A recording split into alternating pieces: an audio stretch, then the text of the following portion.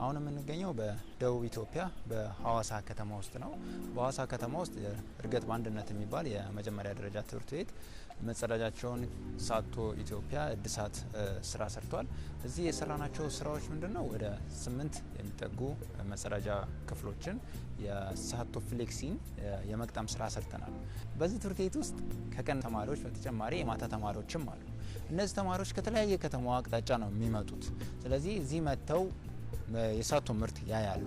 ስለዚህ በተለይ የማታ ተማሪዎች ቀን ስራ ላይ ስለሚሉ ከተማ የተለያየ አቅጣጫ ቦታ ላይ ነው ስራ ላይ የሚውሉ። ስለዚህ የሳቶን ምርት እዚህ አይተው በሚሄዱበት ማህበረሰብ ውስጥ ስለ ሳቶ ምርትና ጠቀሜታው መናገር ይችላሉ። ያ ትልቅ አድቫንቴጅ ነው ለሳቶ። ስለዚህ በቀላሉ ከተማ ላይ መዳረስ ይችላል የሳቶ ጠቀሜታ ብዬ አምናለሁ።